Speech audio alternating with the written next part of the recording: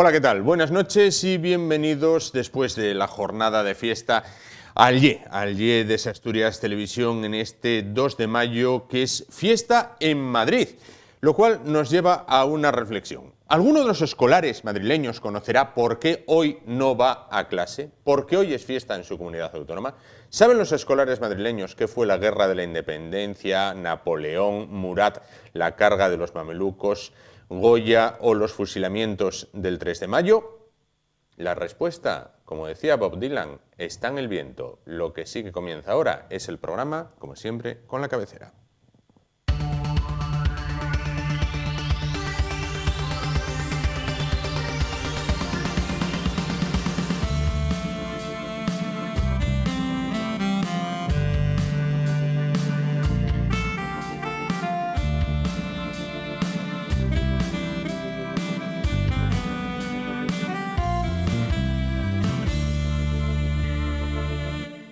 Bueno, pues comenzamos el programa de esta noche, un programa en el que vamos a hablar, bueno, pues entre otros temas, vamos a hablar de las madres, porque el próximo domingo, bueno, pues ya saben que es el Día de la Madre. Bueno, pues el momento quizás más importante en la vida de una madre es sin duda cuando da a luz. Bueno, pues cuando da a luz, cuando su hijo o su hija, bueno, pues van a nacer.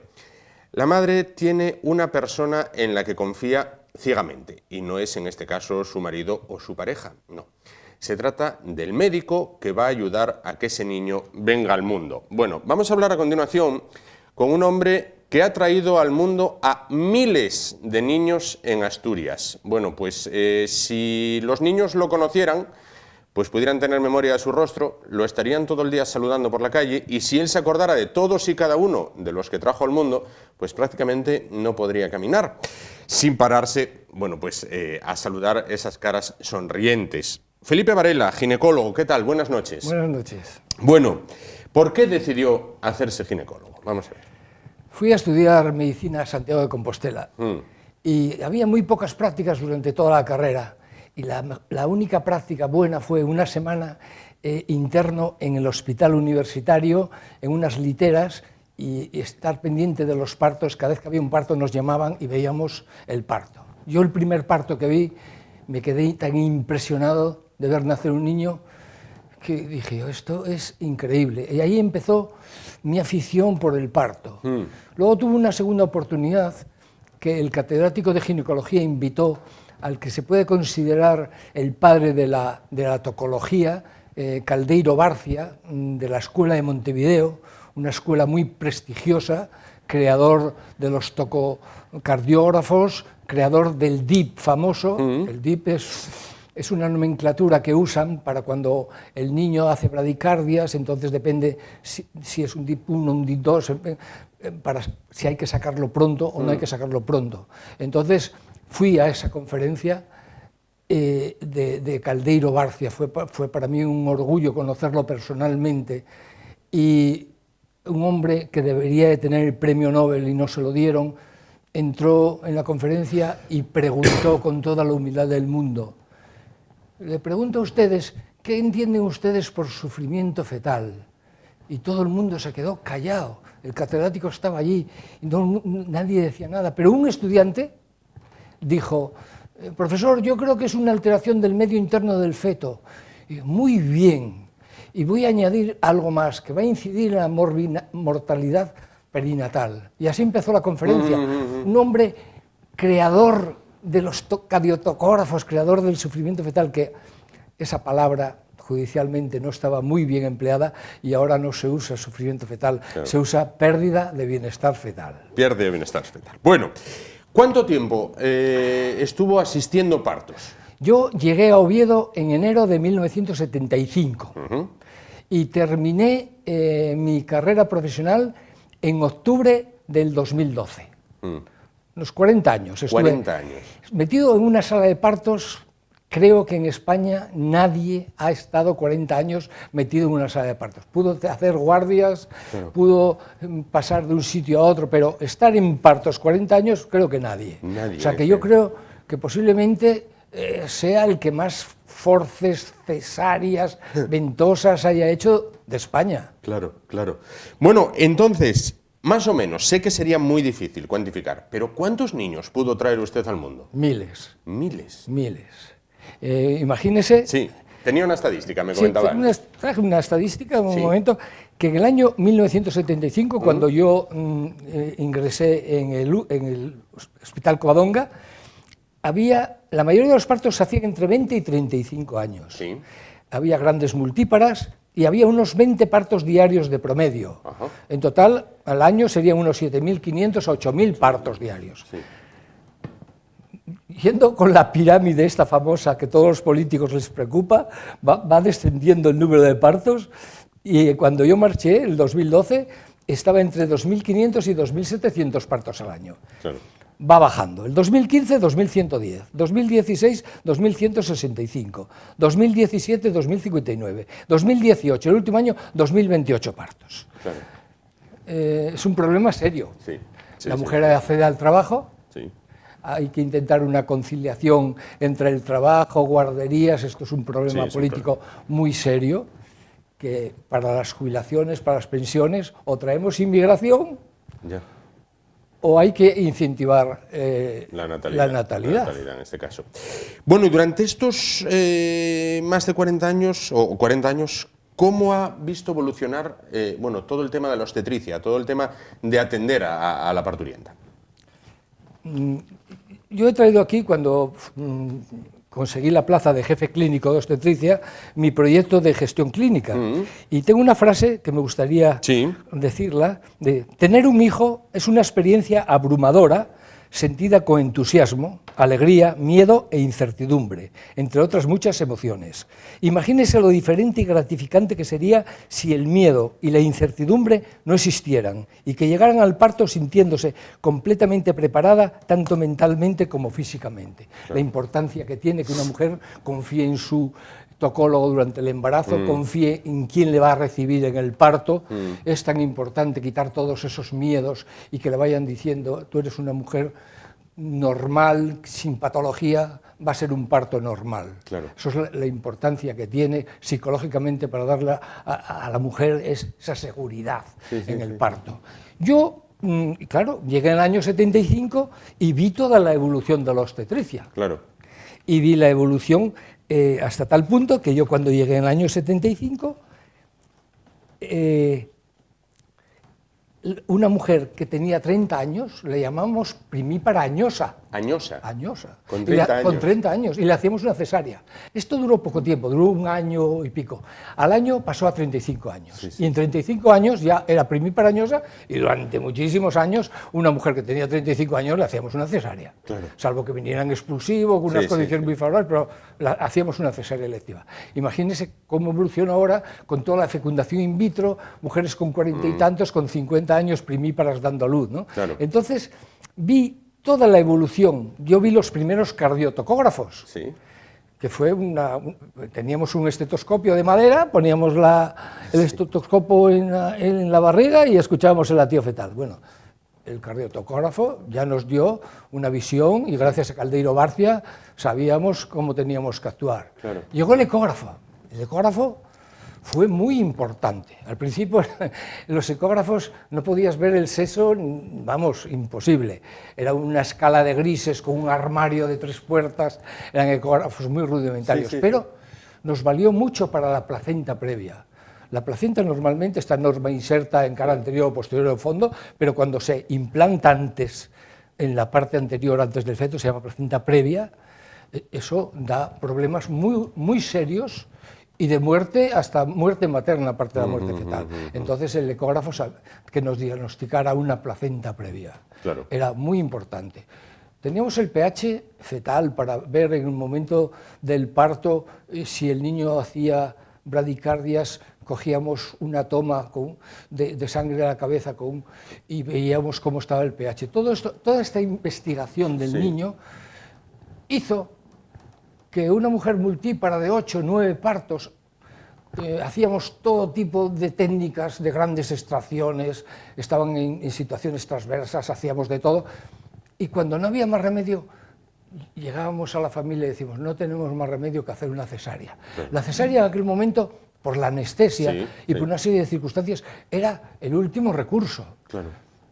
Cuando yo estaba de residente y luego de adjunto un poco tiempo, igual bajaban las cesáreas del 8%, que hoy día están en el 14, 18, 20, y en las clínicas privadas por encima del 25%. Entonces, era un fracaso el hacer una cesárea.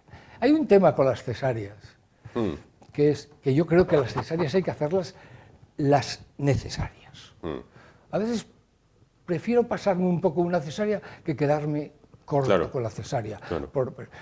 Lo importante es que el niño salga bien, que el recién nacido al nacer llore, tenga un Apgar de 9-10, no tenga ninguna complicación, no esté separado de la madre, no tenga que ir a cuidados intensivos, esa angustia de la madre, de qué le pasa al niño. Es, lo ideal es piel con piel, ponerlo al lado, eso es lo ideal en un parto normal. Claro. Bueno, son unas valientes las madres cuando pasan para allá, para el quirófano. La mujer, que es siempre lo digo, que es hormonodependiente, es una persona muy valiente. Afronta partos dificilísimos. A veces en un momento determinado dice, no vuelvo a tener otro hijo, pero en cuanto tienen el hijo en sus brazos, se olvidan del parto y por si pueden tener el segundo, tienen el segundo y se olvidan completamente. Que un hombre pudiera parir, podría parir el primero, pero el segundo es muy difícil que lo pariera. Completamente cierto. La mujer es muy valiente. Muy valiente. Afronta el dolor con mucha valentía. Con mucha valentía. Claro. Hoy día también la epidural es una gran ayuda.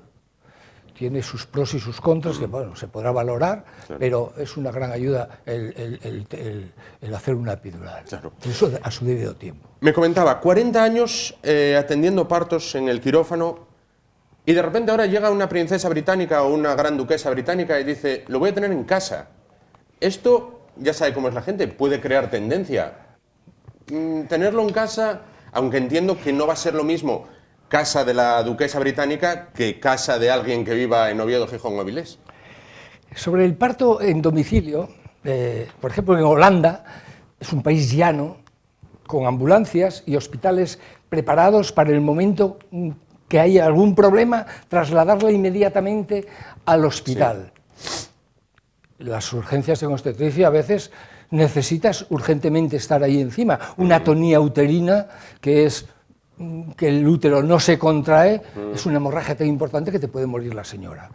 Yo, con la experiencia que tengo de miles de partos, si alguien me dice usted, ¿me podías atender a mi mujer ya que tienes experiencia en domicilio? No, bajo ningún concepto. Tengo en esta gestión clínica una fotografía que es un funambulista encima de un cable, sobre el cable sobre el que camina, ¿no? Y dice que el parto, a ver si lo leo,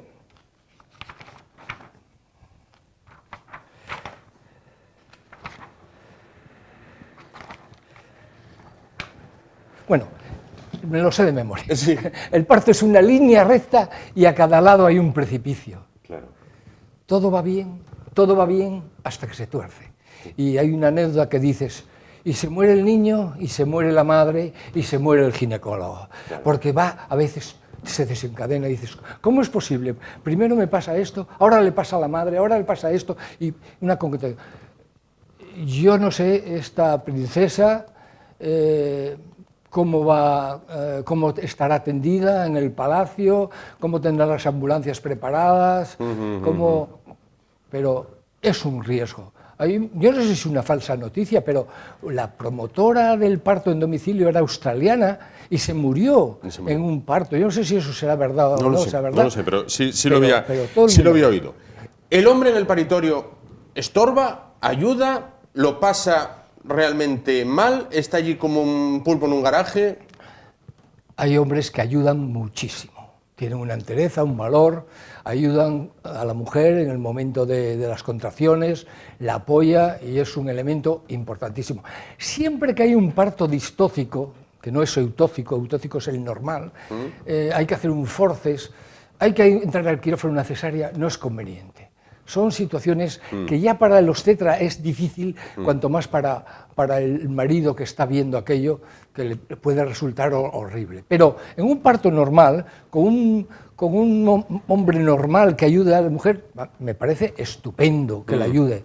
Yo tengo una anécdota que si quieres te cuento, una amiga íntima que se había casado con un vasco de Bilbao. Del centro de Bilbao. Del centro de Bilbao. Ahí está. Su abuelo era de la delantera esta de Gaiza, Panizo, y su abuelo era Panizo. Y le dije, hombre, un vasco, ¿puedo entrar al parto? Y yo, hombre, un vasco de Bilbao, ¿cómo no vas a entrar? Bueno, claro. Cuando estamos en pleno parto, empuja, ¡bum! Se me desmayó, quedó ahí tirado, la mujer en pleno parto mirando para él. Y muchos caían y había que darles algún punto de sutura. Dios mío. O sea, todo tiene sus pros y sus contras. Claro. ¿Y recuerda algún parto que fuera extremadamente difícil y que usted dijera, no lo logramos? He tenido muchos. He tenido muchos partos muy difíciles. Situaciones, la placenta previa en quirófano es tremenda, porque la placenta ácreta o pércreta se mete dentro de la musculatura y no puede sacarla, y hay hemorragia y tienes que terminar a lo mejor haciendo una histerectomía. Esas son situaciones angustiosas, la placenta previa. La distocia de hombros, o sea, a lo mejor no calculas el peso del feto, o no has hecho una ecografía, y al llegar a los hombros hay un problema de hombros, y eso es tremendo. Yo he tenido distocias de hombros, he tenido una cuando yo, por mi juventud, voy a trabajar también en IMESA y voy a trabajar en el Sanatorio Miñor con unos ginecólogos a hacer partos. Ahí tuve una distocia de hombros tremenda, eran las 4 de la tarde o las 5, estaba operando el doctor, yo no sé si era Estrada o el doctor Aza, Pipo Aza, uno de los dos era, y sale la cabeza, pones una posición a la madre para que pueda parir bien, pero no había forma humana de poder sacar ese niño. Dejó la intervención el doctor Estrada, creo que fue, o el doctor Aza, uno de los dos era, me ayudaron, Julio, que estaba de ayudante de anestesia, me tiró también, y aquel niño lo sacamos, pero aquel niño terminó muriendo. Es una situación de angustia tremenda, tremenda. La distocia de hombros es imprevisible, por eso, claro, un parto en domicilio de la princesa, tendrán estudiado el peso al milímetro, tendrán estudiado la pelvis al milímetro. Mira, hay una frase muy importante, el descenso de un feto del estrecho superior de la pelvis al estrecho inferior son unos centímetros, pues es el camino más importante que un ser humano recorre en la vida. Es un camino importante que ese niño nazca perfectamente bien. Y son pocos centímetros, pero es muy importante. ¿Qué consejos se puede dar si ahora mismo, bueno, pues nos está viendo una mujer que esté, bueno, pues en el 8º mes, ustedes lo miden por semanas, pero bueno, en el 8º mes, en el 9º mes, que ya esté, bueno, pues en rampa de lanzamiento prácticamente? ¿Qué consejos podemos darle para cuando le llegue ese momento en el que va a tener que trasladarse, bueno, pues no sé, a Luca, a Cabueñes, al Hospital San Agustín?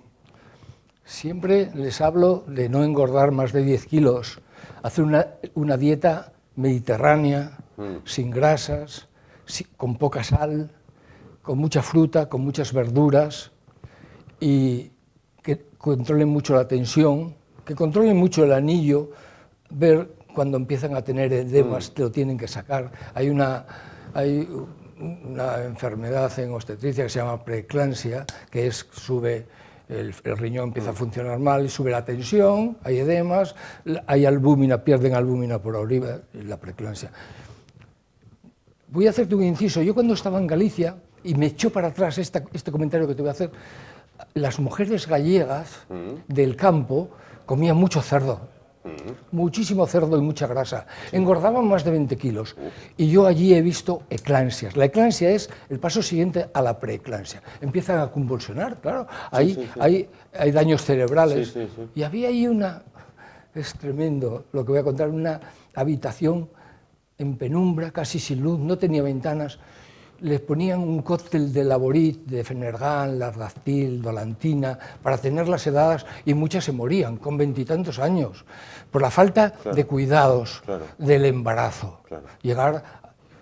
Hombre, yo he visto 2 eclampsias en mi vida, aquí en Oviedo, pero bueno, en Galicia era muy importante porque hacían una alimentación muy mala. Entonces, ¿qué le dices a una mujer sana, que tiene una tensión normal, que dices tú, bueno, pues puede tener una pelvis normal, que el niño está de cabeza, pues que esté tranquila, que confíe en el equipo que la va a atender, que son profesionales, que saben perfectamente cómo es? Pongo un pero. Pasamos de la intervención de cesáreas, a lo mejor en abundancia, a dejar el parto que sea muy natural. Yo aquí quiero hacer un hincapié. Es muy importante el suelo pélvico. Y estamos viendo últimamente que vuelve a haber patologías del suelo pélvico, vuelve a haber incontinencias de orina, vuelve a haber desgarros importantes. No pasa nada en una primípara por hacer una pequeña episiotomía, que la cosemos. Si no haces una episiotomía y no sabes en el expulsivo proteger el periné, te desgarra y te puede llegar al ano y puedes tener incontinencia de heces. Una mujer con 3 meses con el hijo, con la ilusión del hijo, y de repente tiene problemas del suelo pélvico. Claro. Entonces, ojo con los expulsivos lentos. Para eso estás en un hospital, para que la gente sepa en qué momento una primípara tiene que hacerse una intervención de una ventosa, un forceps, o no estar horas y horas y horas esperando. Eso es muy importante, y me parece que estamos viendo un aumento de patología de suelo pélvico. Bueno, pues para finalizar, maratones. Tanta tensión de partos y dijo usted un buen día, ¿y por dónde lo resuelvo? Me encontré a un representante de farmacia, Chema, delgado. Chema, estás muy delgado. Es que voy al maratón de San Sebastián. Y le pregunto, ¿y un maratón cuántos kilómetros son? Y dice, 42 kilómetros, 195 metros. ¿Estás loco? ¿Cómo corres 42 kilómetros? Digo, sí, hombre, muy importante es prepararse. Mira, yo ahora voy al maratón de San Sebastián y vengo al San Gregorio. Sí. Quedamos allí y te preparo. Esto era octubre. Antes el maratón de San Sebastián se hacía en octubre, ahora se hace en noviembre. Y fui con él y empecé. Y ya corrí el primer maratón en Madrid en abril y lo corrí en 3:28. El segundo maratón lo corrí en San Sebastián al año siguiente y ya hice 2:58, bajé de 3 horas. Y empecé a hacer maratones y hice 33. 33 maratones. Casi nada. Un día me dijo un residente, tú estás chalado, y digo, que ahora es Melcón, que ahora es jefe de partos en Barcelona, en la de Seus. Vente conmigo a correr un poquito, hombre, a las 7 de la tarde. Y no había parque de invierno, íbamos por la carretera a La Manjoya, lo llevé, lo traje, y dijo, jo, qué bien quedé. Digo, ahora una ducha caliente y te olvidas de la guardia de mañana. Claro. Digo, es que es importante. Claro. Dormía fenomenal y bueno, me costó mis problemas de hernias, de operaciones de menisco, porque fueron muchos. Yo ahora voy a ir al medio maratón con mi edad de Cangas de Onisco a Donga. Bueno, bárbaro. Subir la Santina, todos los años voy al maratón. Fantástico, puedo. Entonces. Pues Felipe Varela, ginecólogo, muchísimas gracias por estar esta noche con nosotros, bueno, pues por toda esta charla que hemos tenido en este programa en el que estamos hablando, bueno, pues de las madres de las que usted ha dicho, bueno, pues que son unas personas tremendamente valientes. Muchísimas gracias. Muy valiente. En lo profesional y en lo personal, por lo que hablamos antes, porque usted trajo al mundo a mi hijo en este caso. Muchísimas gracias por estar con nosotros esta noche. Nos vamos muy rápidamente a publicidad y a la vuelta continuamos con el programa de hoy.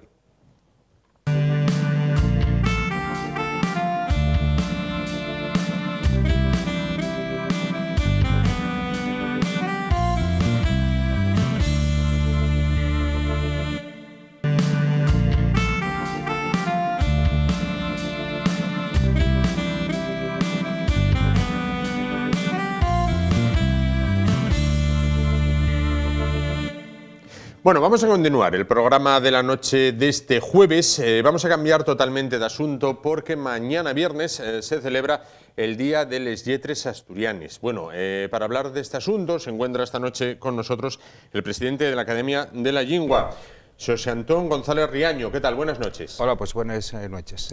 Bien, en vísperas del Día de les Lletres, con una cierta tensión, pero bien. Bueno, nervioso, pero... Bueno, calma revolucionaria. Que se suele decir. Bueno, una cierta tensión, quiero decir, a lo largo de toda la semana, pues hay muchos actos, actividades, tenemos que programar este acto que tiene una cierta solemnidad, tiene que salir bien, pero donde yo estoy seguro de que saldrá muy bien, como siempre. ¿Cómo se presenta la 40ª edición de este día?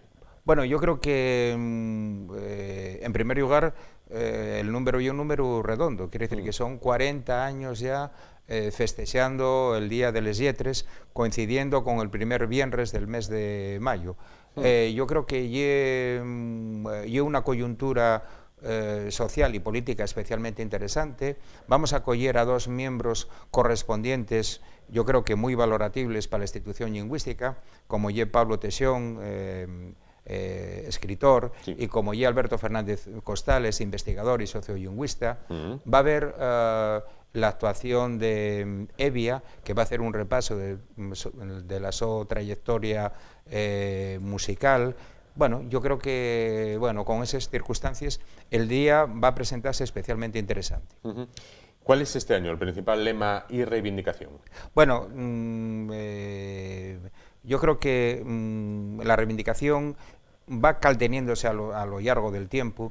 Básicamente la reivindicación que planteamos en Asturias es que la Constitución, el artículo 3.2 de la Constitución, se cumpla en Asturias, igual que se cumple en Galicia o en Baleares o en Cataluña, en fin, o en Valencia, o en el País Vasco o en la Val d'Arán. Quiere decir que, igual que allí se puso en práctica el artículo 3.2 de la Constitución, pues aquí en Asturias, ahora que tanto se apregona que fuera de la Constitución no se puede hacer nada, pues nos reivindicamos justamente el cumplimiento de ese artículo 3.2, que básicamente dice que, lógicamente, el español es la lengua oficial y común en todo el Estado y para todos los españoles, pero que aquellas comunidades que tienen una lengua propia en el su propio ámbito territorial, esa lengua propia tiene que ser cooficial. Eso es, digamos, un lema que anovamos cada año y que caltenemos ahí desde yo de una manera persistente.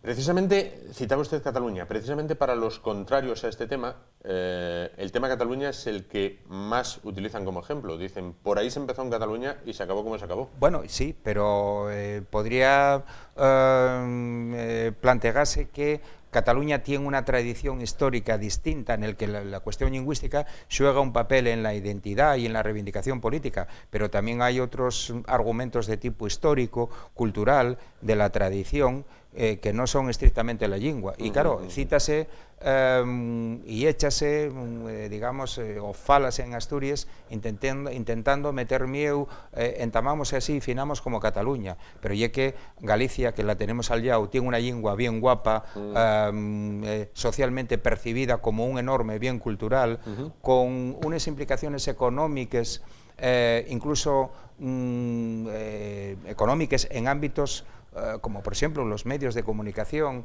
muy favorables, tal caso de Valencia, y claro, no se puede, digamos, emplear siempre lo más negativo de una situación en la que la lengua puede jugar un papel, digamos, disgregador y no poner otros ejemplos nos que la lengua juega un papel cultural y social de vertebración, de dinamización económica y cultural, etcétera, etcétera. Insisto, como los casos, por ejemplo, de Valencia o los casos de Galicia que tenemos al lado. La nuestra aspiración y el caltenimiento de la lengua, no el hacer con la lengua un conflicto social que a nadie interesa. Están las elecciones autonómicas y municipales a la vuelta de la esquina. Venimos recién de unas elecciones nacionales.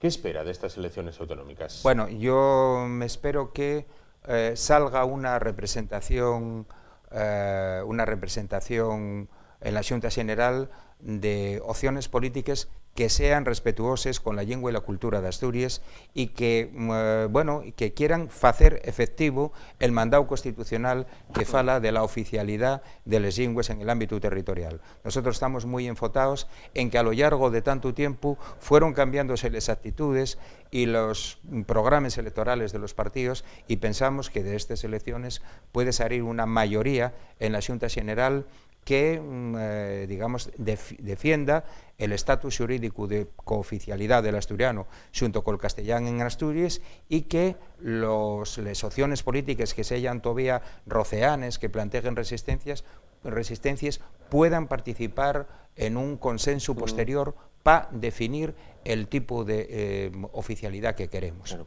¿Hay demanda social de la lengua asturiana en la calle? Quiero decir, por ejemplo, una persona sale de casa, va a comprar el pan, la leche, el suministro, que se decía antes.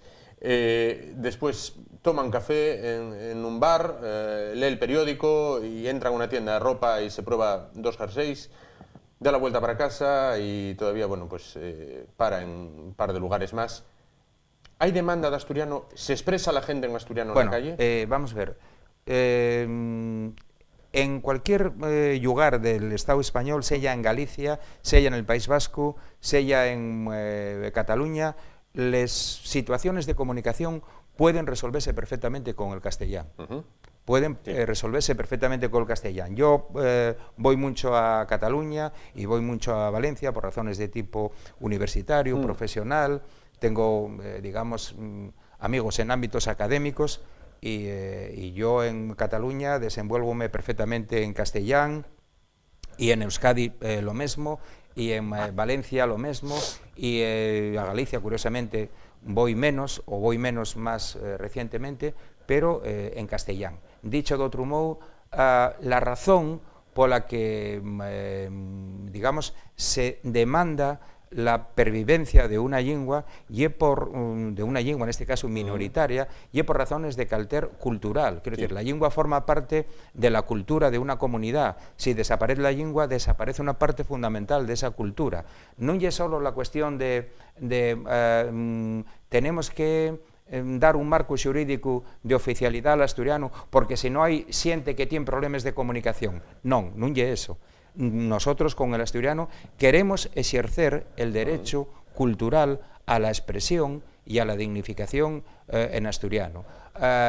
Yo lo que sí te puedo decir es que yo en todos esos contextos, yo y la mi familia y los míos amigos en los que fales, si vamos a una tienda de alto nivel, falo en asturiano, y si voy a una cafetería, falo en asturiano, y si voy a una biblioteca, falo en asturiano, y dende yo la xente entiéndeme perfectamente, non hai ningún tipo de rechazo, e unos e outros, en función de que ellos interese ou non, falen en asturiano ou en castellán. Cuando falen en asturiano, non tienen por qué falar un asturiano académico, como yo estoy falando agora mesmo, falen en un asturiano coloquial, que é el que deprendieron en el contexto familiar. Dende yo, los que quieren vender, si yo ellos falo en asturiano, respóndeme en asturiano, entiéndenme muy bien y entendémonos muy bien. Pero esa comunicación podría ser perfectamente válida en castellán. Quiere decir que la cuestión del caltenimiento de les lingües non é solo porque la lingua sea una herramienta de comunicación. Les lingües son elementos de identidad cultural, de cohesión social y donde yo forman parte de los derechos establecidos constitucionalmente. Y yo creo que está ahí un poco la cuestión que te podría responder. Entiendo que si le hablan en español, tal y como está sucediendo ahora conmigo, le contesta... Pues quiere decir, indistintamente. Quiere decir que yo no tengo problemas. Yo soy profesor, dedícome a la enseñanza, a la metodología de enseñanza de las lenguas. La principal materia que yo imparto es la didáctica de la lengua y la literatura española. Quiere decir que profesionalmente vivo de eso y también trabajo más recientemente en cuestiones de aspectos sociolingüísticos, de bilingüismo, de enseñanza del asturiano, etcétera, etcétera. Pero el mío ámbito es justamente la didáctica del español y donde yo, en fin, yo siéntome muy cómodo en ese labor profesional. Lógico. Bueno, el cartel de este año es como el juego de la oca. el juego de la oca de los chiquillos, ¿no? ¿Se busca un poquito eso, el camino que ha recorrido la lengua asturiana, pues casilla a casilla, o a usted que le gusta el fútbol, como dice Simeone, partido a partido, y en algún momento histórico de oca en oca y tiro porque me toca? Bueno, vamos a ver, esa alegoría original, yo nunca comentaré en ello, pero ahora que lo dices, efectivamente el xuego de la oca puede ser los pasos que se fueron dando, fueron dándose muchos pasos. Estamos festejando el 40 día de les lletres asturianes. Yo tuve en el primer día de les lletres asturianes, en el primero que se fechó en el año 1980. Bueno, ¿cómo han cambiado las cosas? Bueno, yo creo que cambiaron muchísimo. Por ejemplo, ya les tomaban por locos prácticamente. Bueno, no, pero ya éramos... hay que tener en cuenta una cuestión. Por ejemplo, el precedente de la Academia de la Lengua y era una asociación cultural y social que se llamaba Concello Bable, que en pleno franquismo reivindicaba la cultura asturiana, la dignificación de la cultura asturiana, pero también reclamaba la democracia. Entonces, quiero decir que tenemos una... Y el hecho de reclamar la democracia en el franquismo también daba a esta vindicación relacionada con la cultura, pues bueno, una cierta entidad ética. Por lo tanto, y es verdad que no oye que se nos viera como yocos, pero bueno, yo creo que se percibía como una reivindicación muy minoritaria. Y desde yo, a lo largo de estos años, camudaron muchísimo las actitudes sociales. Claro.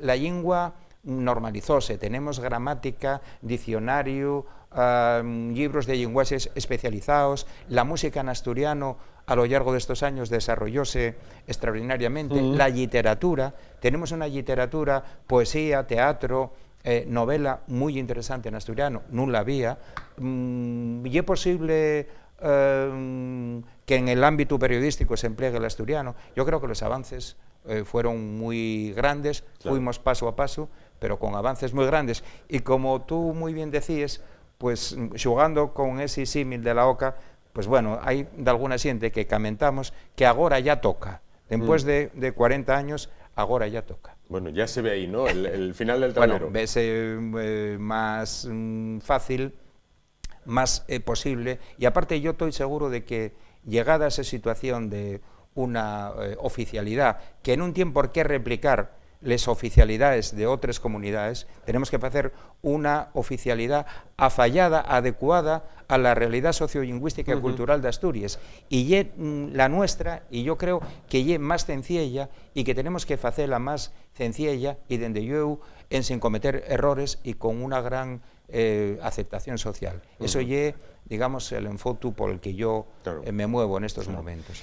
En torno a esa aceptación social, ¿ustedes serían partidarios de un referéndum? Vamos a ver, yo falando en abstracto, soy muy partidario de las consultas populares, de toes, de las consultas populares. Paréceme que en España hay muy poca tradición de consultas populares, a las contras de lo que pasa en otros países del ámbito europeo, por ejemplo, Suiza, por ejemplo.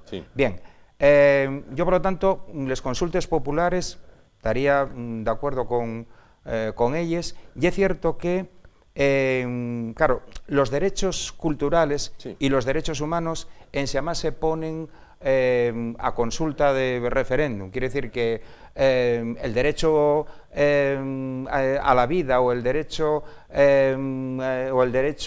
a expresarse en la propia lengua o a una cultura son derechos humanos que no son objeto digamos de referéndum.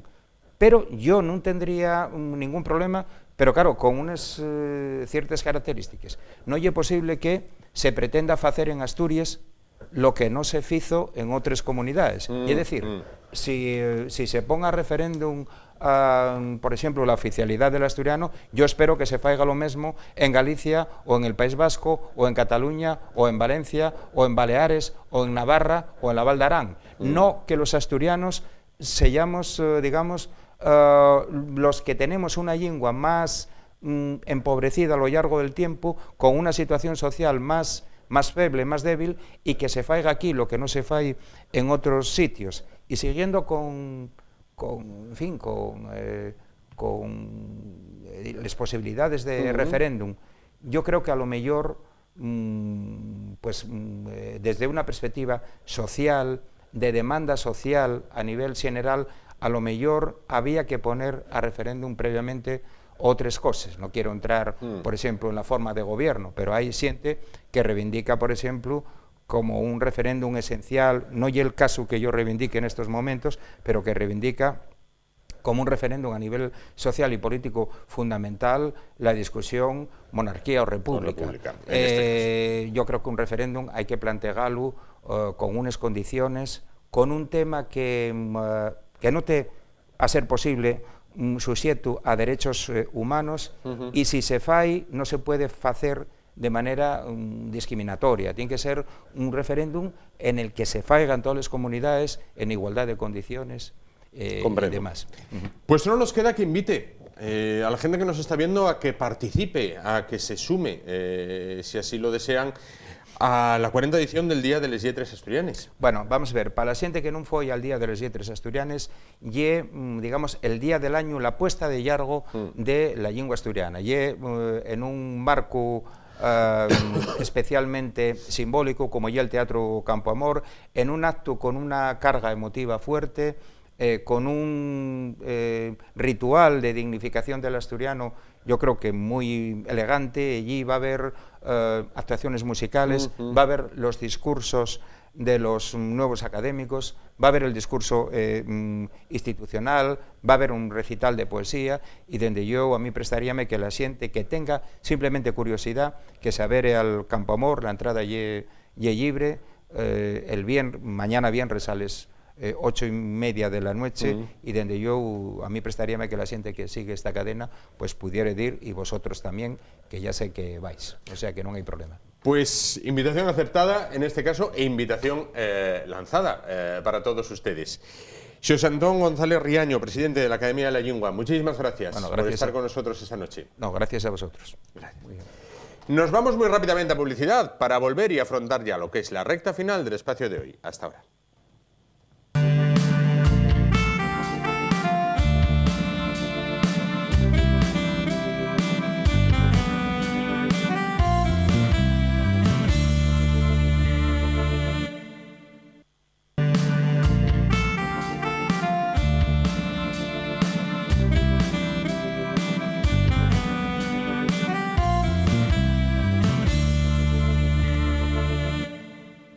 Bueno, pues vamos a continuar el programa de esta noche, vamos a afrontar ya lo que es la recta final y vamos a despedirnos con unos invitados de lujo. ¿Por qué?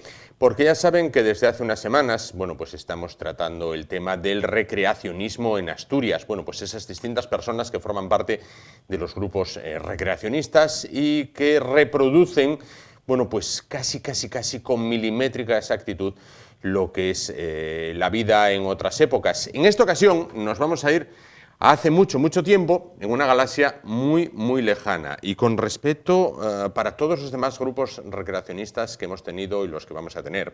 Con los que vamos a hablar a continuación son con los que, bueno, les tenemos más cariño en esta casa, puesto que siempre, absolutamente siempre, que se lo hemos pedido, han colaborado con nosotros, y también con la Asociación Galván, con los niños enfermos de cáncer, en aquel programa que emitíamos en Navidad. Bueno, paso a presentarles porque a bordo de una nave que han dejado aquí cerquita y firmando una paz momentánea, han venido dos de sus integrantes. Pilar Acebal, Jedi, ¿qué tal? Buenas noches. Hola, buenas noches. Y junto a ella, Delio Tolivia, oficial imperial. ¿Qué tal? Buenas noches.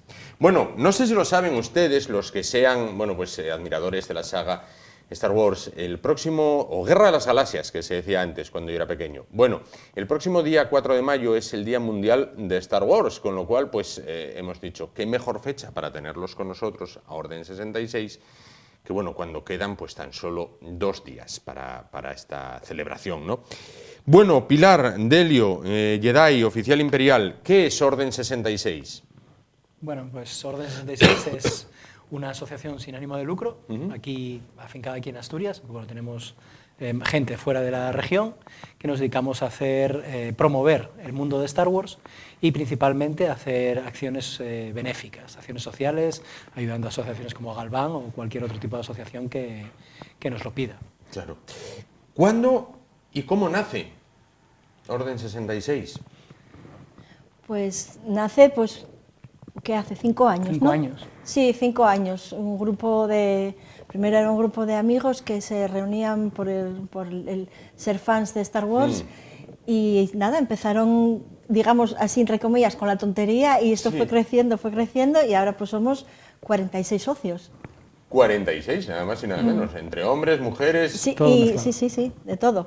¿Hay niños? ¿Hay relevo generacional? Sí, sí, tenemos una figura, no puede haber socios niños porque la asociación no es una asociación infantil o juvenil, pero sí tenemos una figura que es el socio junior, donde los niños pueden estar en la asociación y tenemos unos cuantos niños, todos hijos de otros socios y demás que siguen con el tema. Para mí, que soy bastante profano en la materia, ¿por qué Orden 66? ¿Qué significado tiene Orden 66 en todo el elenco Star Wars? Es en las películas, episodio 1, 2 y 3, que es cuando se forma todo el tema del Imperio y se acaba con los Jedis, pues el senador Palpatine tenía una orden implantada en los soldados clon, como los soldados que son como los Stormtroopers, los de la armadura blanca, los clones de la época antigua, tenía como una orden implantada en ellos, que era la Orden 66, que cuando dio la ejecución de la Orden 66, todos esos soldados atacaron a los Jedis y los mataron. Mira, qué curioso, en este caso. Bueno, vamos a ver, ¿a qué edad vosotros os acercasteis por primera vez al universo de aquella Guerra de las Galaxias, me imagino? Yo tenía 14 años. 14 años. De aquella era Guerra de las Galaxias, sí, no era Star Wars. Sí. Claro. Era Guerra de las Galaxias y no éramos Jedi, éramos Jedis. Jedis, en este caso. Claro, sí. claro. ¿Y tú en este caso? Yo, pues, cuando se estrenó el episodio 4, aquí fue en el 79. Claro. Fue en el 77 en Estados Unidos, aquí tardó en llegar bastante y estuvo en esa época de por ahí. ¿Y fue para los dos un amor a primera vista o requirió un tiempo de maduración el tema Guerra de las Galaxias Star Wars? Por mí, a primera vista, evidentemente. Sí, o sea, fue... Sí, a mí también me gustó ya desde el principio que la vi, porque sobre todo el episodio 4, que fue la primera, pues es un poco de chico conoce a chica, se enamora, y claro, con 14 años... Claro. Es lo que te gusta, a una chica por lo menos. Claro. A los chavales pues les gustaba más lo de las naves y la batalla, pero las niñas éramos más de eso, de princesa, que además no era una princesa al uso, era una princesa que no necesitaba que la rescatara nadie, ella misma se rescataba sola. Y entonces pues eso también era un poco salir de la ñoñería que había de las princesas. Y estuvo muy interesante. Claro. Vamos a ver, el tema de recreacionismo. ¿Hay afición en Asturias, en España, por ejemplo, en lo que se refiere a Star Wars? Muchísimo, hay muchísimas asociaciones por toda España y nosotros tenemos contacto con el resto de asociaciones que hay y hay mucha gente que está haciéndose los trajes y mucha gente obsesionada, digamos, con tener el traje lo más parecido al traje tal y como salía en la película, llegando al límite que yo creo que algunos trajes son mejores que los que tienen los propios actores en la película. Claro. Por ejemplo, ahora que citas, Delio, el tema de los trajes. Los trajes que portáis, por ejemplo, ¿los hacéis vosotros? ¿Los compráis, no sé, en Estados Unidos, en Japón, donde se fabriquen? ¿Es una mezcla de ambas cosas? Hay de todo. Yo, por ejemplo, este que llevo ahora de Jedi, este está hecho por una modista, porque los de tela se suelen encargar a modistas, a no ser que sepas coser. Claro. Pero si sabes coser, sí, pero como no es el caso, pues me lo hicieron. Y bueno, las botas las encontré en un mercadillo. Bien. Que me salieron muy baratas y vas buscando por internet o eso, en los mercadillos, cosas que te sirvan para completar el traje, digamos. Claro. Otra cosa son ya las armaduras, eso ya es distinto. Eso ya entramos en otro tema, ¿no? En tu caso... Pues también, como es de tela, también está hecho por modista. Tuve que comprar piezas como la pieza esta metálica de aquí, la placa. Esto, por ejemplo, son los aparatos estos de meter las tizas de los profesores, pues es un aparato de estos de tiza. O sea, hay cosas que aprovechan. Las botas son de montar a caballo del decatlón. vas buscando lo que más se parezca y en caso de que puedas o lo haces tú o lo tienes que comprar. Claro. Por otra parte, actos solidarios. Participáis en infinidad de actos solidarios. Bueno, nosotros, lo que decíamos recién al inicio, ¿no? En Navidad manteníamos toda aquella campaña con Galván para recaudar fondos destinados a la compra de juguetes para los niños con cáncer. Os lo comentamos, no dudasteis en participar. Pero eso es solo una gota en el océano, porque estáis constantemente haciendo actos solidarios. Contadme. Sí, a ver, lo que os decía al principio, la actividad principal realmente de Orden 66 es realizar cualquier tipo de acto solidario donde podamos ayudar a alguien.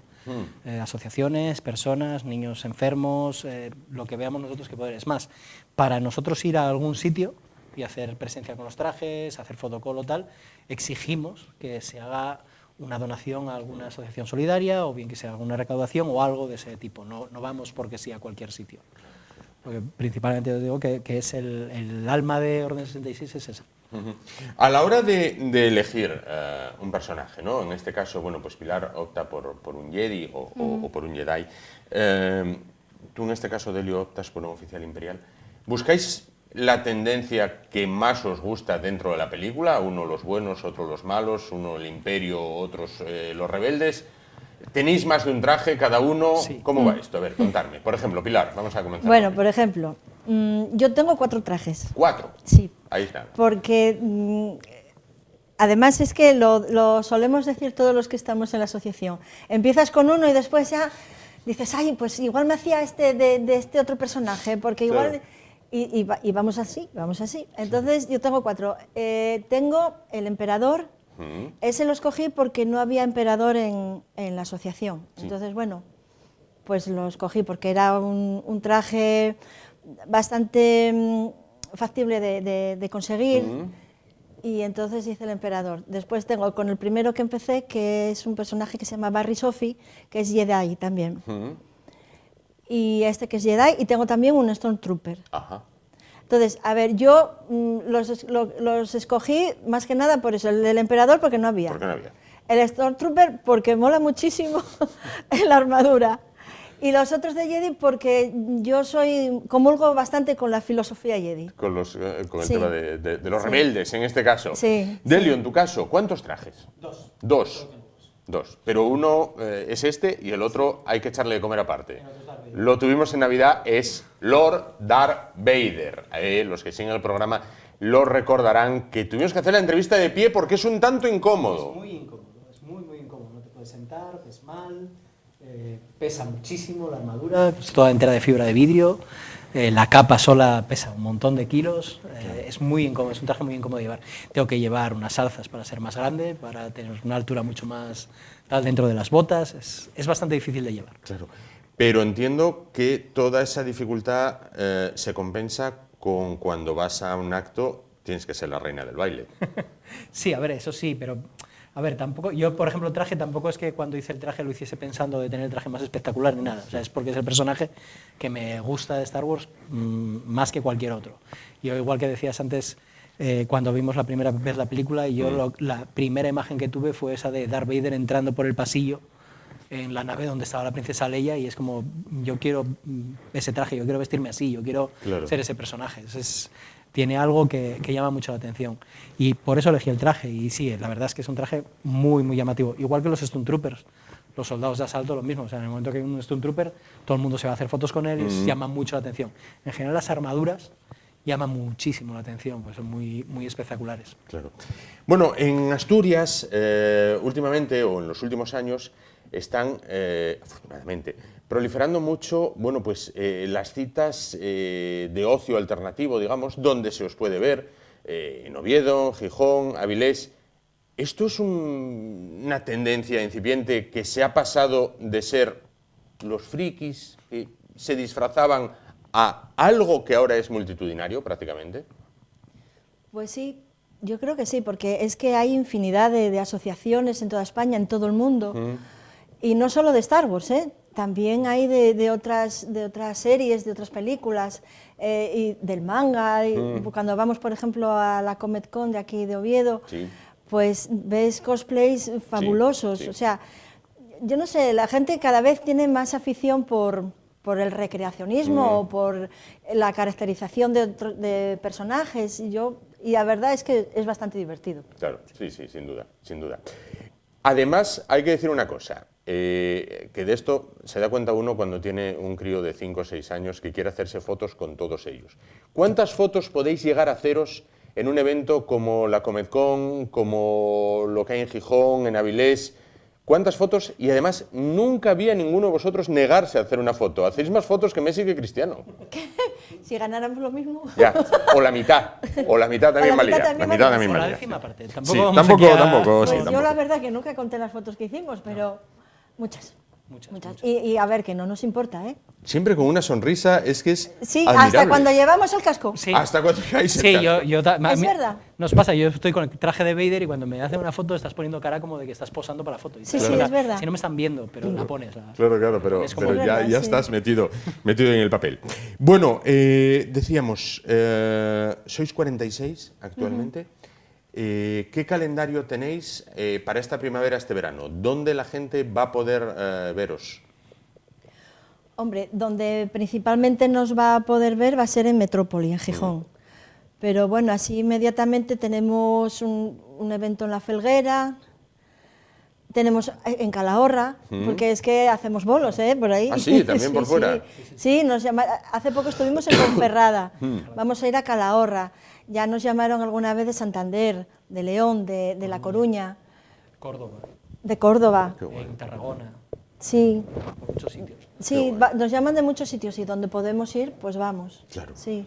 Una cosa que tenemos ahora, que dentro de 2 días, el sábado 4 de mayo, vamos a hacer una visita al hospital de Cagüeñes a ver a los niños que están Genial. internados y llevarles unos juguetes y demás. Genial, claro. Aprovechando el día de Star Wars, vamos a hacer ahí ese evento, por ejemplo. No nos va a ver mucha gente, pero bueno, es una de las Pero hay cosas pero hay estar, que sin tenemos duda, ahí. Sin duda. ¿Por qué es el 4 de mayo, el día de Star Wars? ¿Hay algún motivo?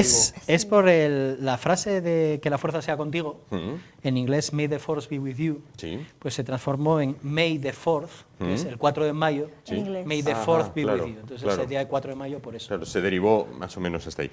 Bueno, algunas personas yo creo que están en casa y se preguntan 2 cosas. Uno, ¿es caro ser recreacionista Star Wars?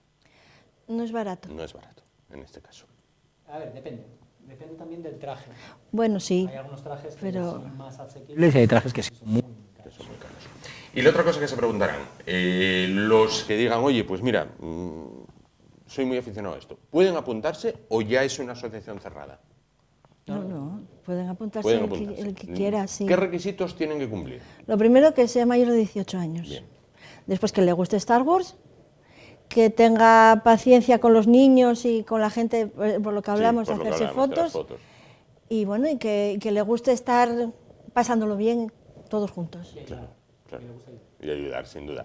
Hay gente en la asociación que no es súper fan de Star Wars, que simplemente le gusta, pero el tema benéfico y el tema de ayudar les hace estar en la asociación ayudando incluso a la gente que está con traje o ayudándonos a hacer las cosas. No pensemos que es la asociación, hay gente que se mete solo por el tema benéfico. Claro. También hay gente en la asociación, y vais a permitirme, y él va a permitirme que lo diga, que siempre que ellos vienen al plató, nunca aparece. Y sin embargo es una persona tremendamente importante. Y en este caso voy a mirar hacia allí, ustedes no lo están viendo, en este caso, pero nada de esto sería posible sin su presencia. Es verdad. Porque él es como la persona que está detrás, pero os ayuda en todo. Sí. Absolutamente en todo. Y un día me Sí, decía, sí. no, si yo nunca aparezco, pero me encanta todo el mundo de Star Wars y se pone colorado y todo. Es así, ¿no? Hay gente que trabaja... Sí, los llamamos los apoyos, porque además es que son muy necesarios para ayudarnos a vestirnos, para ¿cómo se dice? Para organizar todo, por ejemplo, los vestuarios, darnos agua Sí, cuando sí, sí, estamos... sí. Incluso cuando llevamos la armadura, que vienen niños pequeños, Sí. hacerse fotos, no los vemos, porque por ejemplo con el Stormtrooper solo veo de frente. De frente, claro. Entonces no veo a los niños y la gente que está de apoyo nos dice, oye, que tenéis aquí un nenín que quiere hacer una foto. Claro. Pero Bueno, eso- para finalizar, Delio, tú primero, que invites a la gente al que, bueno, pues tenga esa afición y el ánimo de ayudar a que se ponga en contacto con vosotros. Pues estamos dispuestos a aceptar a cualquier persona eso, que quiera ayudar, que quiera colaborar con nosotros, ayudarnos a llevar adelante los eventos, que le guste Star Wars, que le guste coleccionar, temas de Star Wars, cualquier cosa, estamos abiertos a cualquier persona. Claro. Es ponerse en contacto con nosotros por el Facebook, por nuestro correo y en el primer evento que tenemos solemos decir a esa gente que venga con nosotros, que nos conozca, que esté allí con nosotros viendo cómo se trabaja y luego si quiere unirse, están las puertas abiertas. Perfectamente, ¿no? Y Pilar, vamos a acabar en este caso contigo, con la Jedi Pilar, pero te iba a pedir que encendieras el sable porque es espectacular. Sí. Vamos a ver si se distingue bien con... Ahí está. Sí. Mira cómo sonido. luce. Mira cómo luce el sonido y el todo. Pilar, que invites a la gente a que, bueno, pues no solo que se apunte con vosotros, aquel que le guste y quiera ayudar, sino que sea también generosa en los actos solidarios en los que participáis, ¿no? Sí, claro. Nosotros no obligamos a nadie a que participe, a que, por ejemplo, nosotros hacemos el photocall solidario, pero no es una condición excluyente. Quiero decir, si tú te haces una foto con nosotros y quieres dar un donativo, muy bien, pero si no das un donativo, te puedes hacer la foto igual. Claro. Lo que pasa es que, claro, nosotros preferimos eso, que des el donativo el que quieras y lo que puedas, pero... En la medida de tus posibilidades. Exactamente, claro, ¿no? Pero eso, que la gente que colabore, porque hay mucha gente en necesidad, niños, ancianos, incluso ya hasta recaudamos para albergues de perrinos. Claro.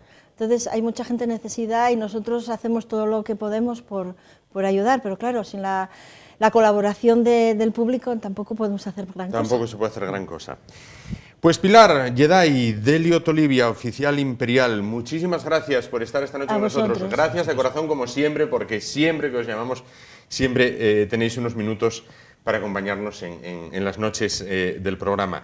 Y yo, aunque no soy muy práctico en la materia de Star Wars, supongo que hay que despedirse diciendo que la fuerza os acompañe en este caso, ¿no? Está bien, eso está a los dos, así está bien, así está bien. Pues que la fuerza os acompañe a los dos y al resto de integrantes de Orden 66, a los que se ven y a los que no se ven en este caso. Y gracias también a ustedes por estar con nosotros. Volvemos el próximo martes a partir de las 10 de la noche, aquí en el YE, desde Asturias Televisión. Hasta entonces, gracias por su atención y que la fuerza les acompañe.